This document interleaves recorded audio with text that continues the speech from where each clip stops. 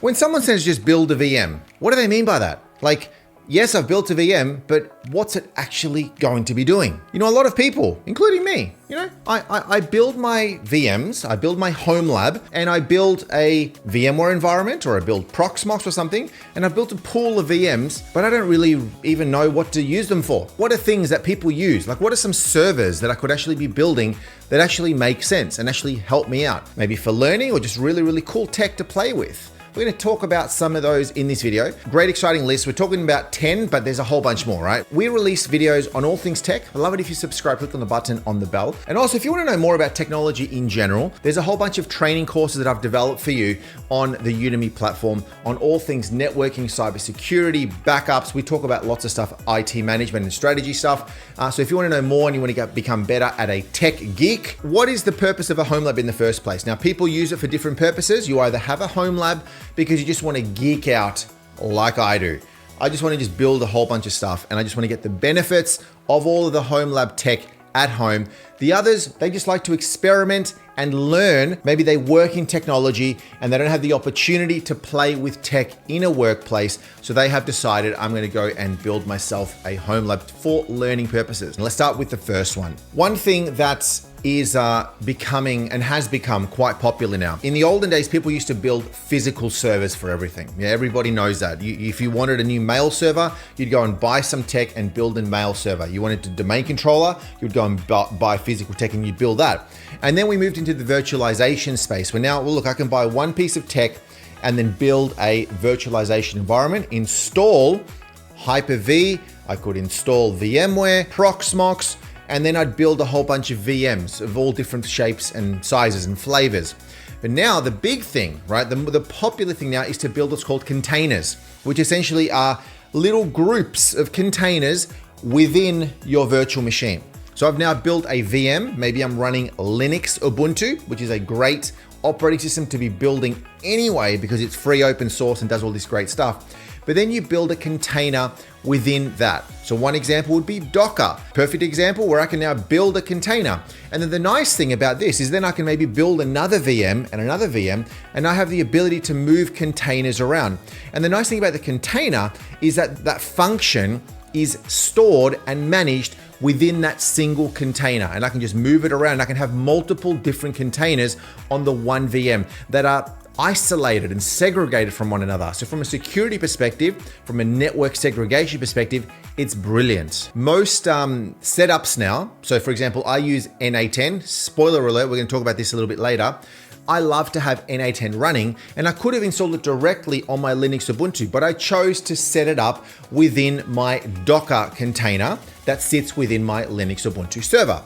Much easier, it's assumed now, new tech, you build it in a container, just the way that it is. Docker would be one perfect example. A server that manages backups of all of your tech, of all of your VMs, of all of ideally your storage devices, and even of your data, file level backups, things like this. So there's a whole bunch of options available here. One great one is Veeam, right? You've got others out there that are purposefully built for backups. In most corporate environments, you've got the Active Directory environment, right? The Active Directory is used quite heavily in lots of companies for authentication. That's where you create all of your users, all of your computer accounts, your security groups, things like that are all managed in Active Directory. Now, in many companies, you've got combinations of your Azure Active Directory, which is now your Microsoft 365 space running Azure AD, and you've got VMs on the cloud, and then your on-premise stuff has Active Directory on-premise, and they often can work in combinations. You can actually have uplinks between your on-prem and your cloud-based Azure. Anyway, this is a whole other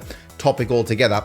But building yourself an Active Directory node at home, or what's called a domain controller, is going to help you out a lot in your workplace, right? So if you're wanting to learn more about how do businesses manage stuff, manage users and security groups and permissions and file server permissions and all of that, it's all through Active Directory, right? So build yourself a domain controller, set it up with Active Directory. And then together with the domain controller is then learning about DNS, learning about DHCP, learning about group policies, learning about trusts between your domains or setting up trust between domains. There's a whole bunch of stuff that you can do from a domain controller perspective. So that is one that you need to try because it's like sort of a foundational elementary thing, especially if you want to be a great and better tech. Get yourself a firewall in your Homelab. So at a minimum, every single Homelab needs a firewall, right? To control the traffic coming in, the traffic coming out, control what IPs are allowed, controlling, like throttling and bottlenecking things on your network, like what things are working well, what things are not working well. Is the performance not working well? Is there weird behavior on my network that I need to be looking at controlling? Firewalls are essential. And of course, you can go for two types of firewalls. One is your hardware-based firewalls, where you go and you buy a physical piece of tech. You've got a Juniper firewall or a Cisco firewall or Palo Alto firewall, right? Or you go down the software firewall, and that's where this comes in, where you're building yourself a software-based firewall.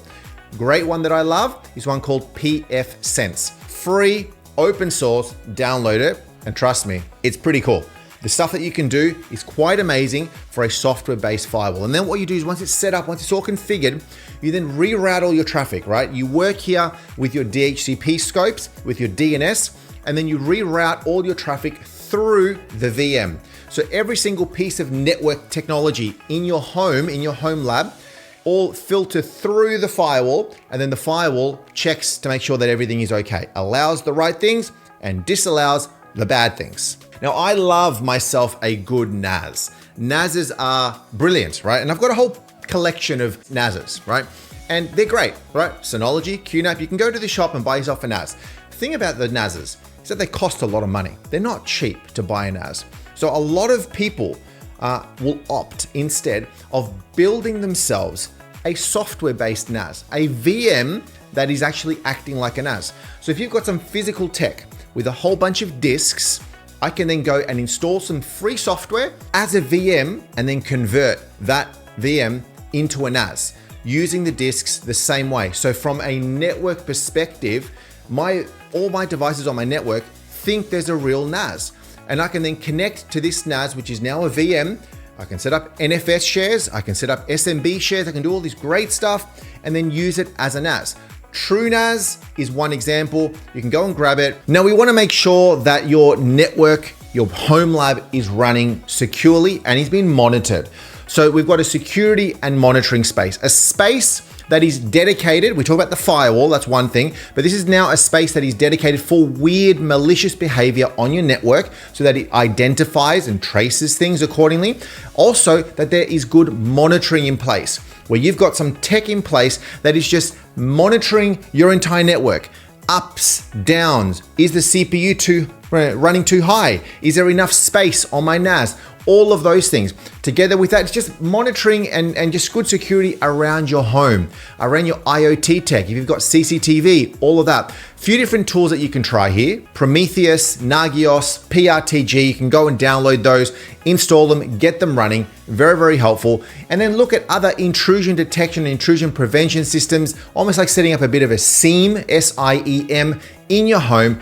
Check everything, make sure it's all running good. Now, I love smart homes and I love the AI and all of those things and just automating things in general. So you're going to have smart devices at home. Well, get them set up and managed in a central smart home network. Amazon, Google, they've all got their smart environment. So Amazon Alexa would be one example where smart devices are all managed that way, and that's all good, but there's limitations. And then you've maybe got some tech that doesn't work well with Alexa, some tech that doesn't work well with the Apple ecosystem. It becomes a big thing. So if you set up your own home automation space at home, that will help you out. And one that I love, definitely recommend, is one called Home Assistant. Open APIs everywhere. I can connect them to my car. If you've got like a smart car, I can connect them to my home IoT devices, to my CCTV, connect them to my NAS, connect them to my wireless access points, connect it to everything. So my entire network, every piece of tech can talk to a central spot on Home Assistant, do all my scheduling, my health checks, everything.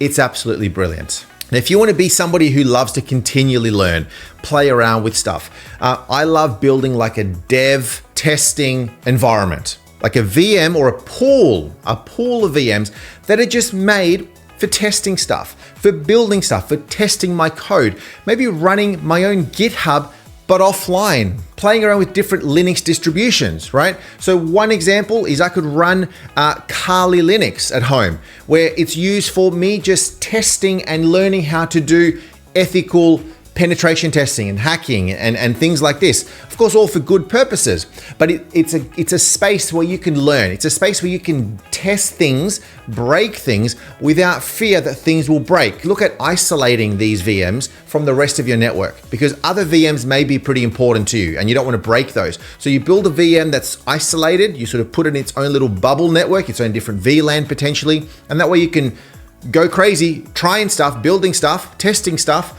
without fear that it's going to impact something else. If you like, media, movies, TV shows, that's where you need to build yourself a media server. It's like an elementary. You can have all the data sitting in many spots. I personally have all my data on my NAS. So I've got all of my content, my movies, my TV shows. When I go on a holiday, I record lots of content, throw it on there because I'm on the YouTube machine. I throw it all on there. And then I have a service that manages and contains all of this nicely. So Plex is, of course, one of the most popular ones out there. Download it for free, install it for free. Love Plex. And then you got all your smart devices like your smart TVs, Apple TVs, your phones, all of that. You got the Plex app is available everywhere. Again, you can grab it and it'll scan your network and it'll just find your Plex server that is running, which is now our media server, manages all of your content, all of your media into nice folders, named correctly. Thumbnails, like cover art of the movies, it gives you little plot descriptions of the movies. And my most favorite one, this is by far the most favorite one, and it should become yours as well. We love AI, right? AI is the bomb diggity. Hopefully it doesn't become like those James Cameron films. We don't want that. We want AI to be good. We want it to work for us.